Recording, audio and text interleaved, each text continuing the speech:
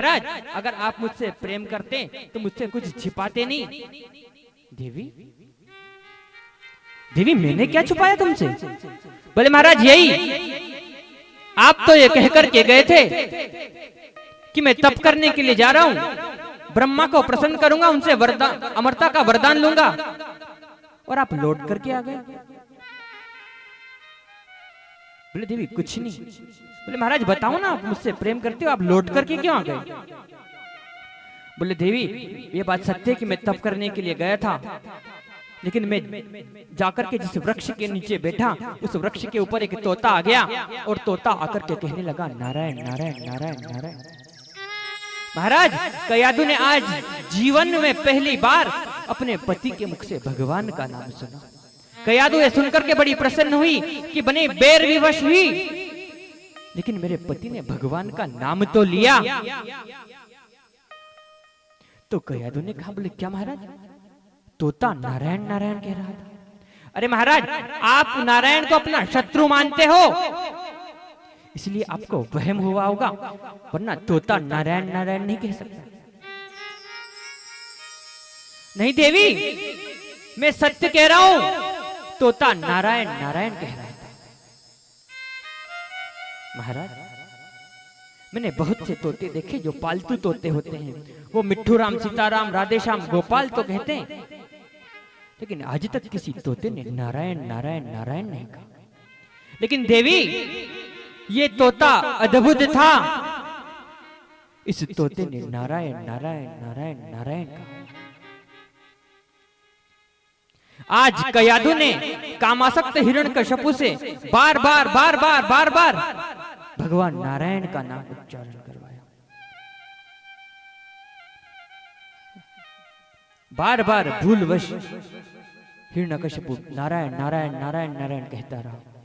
उसी समय दंपत मिलन हुआ, देव की गति, मैया कयादू गर्भवती हो गई। हिरण्यकश्यपु पुनः प्रातःकाल ब्रह्म मुहूर्त में उठा, स्नान किया, और स्नान करके फिर मंदराचल की तलेटी में चला गया तप करने के लिए। और जैसे ये बात अब देवराज इंद्र को पता चली कि कयादू गर्भवती है, तो उसने अपने मन में विचार किया कि हिरण्यकश्यपु इतना बड़ा राक्षस, इतना बड़ा दैत्य, इससे तो हम विजय नहीं हो पा रहे हैं, और इसका बेटा पता नहीं कितना बड़ा राक्षस होगा, और हम देवताओं पर कितना संकट आएगा। इसलिए क्यों ना चल करके कयादू को ले जाकर के कहीं एकांत में उसके गर्भ को खंडित कर दिया जाए, उसके गर्भ को गिरा दिया जाए।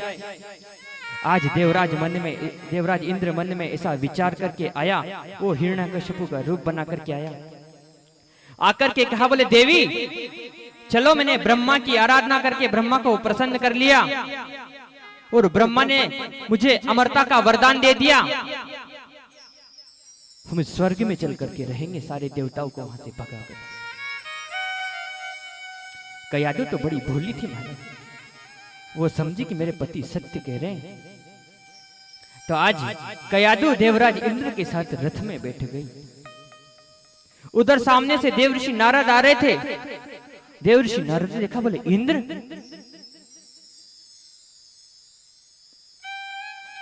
इंद्र कहां जा रहे हो, और कयादू को कहां ले जा रहे हो?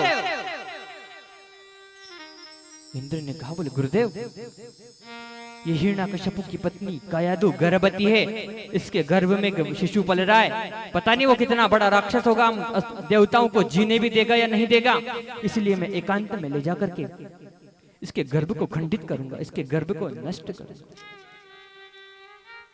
नारद जी ने कहा, बोले इंद्र पागल मत बनो,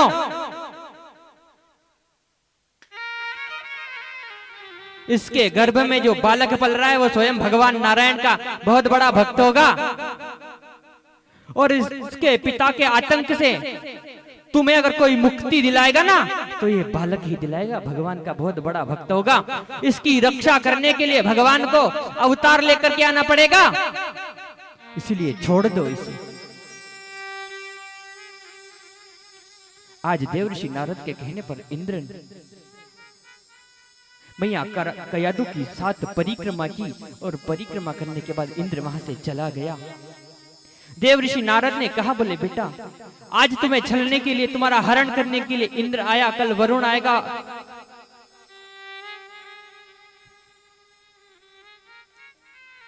प्रतिदिन अलग अलग देवता आएंगे, तुम अपने महल में सुरक्षित नहीं हो, इसलिए तुम चलो मेरे आश्रम पर रहना जब तक तुम्हारा पति तब से वापस ना आए। आज देव ऋषि नारद मैया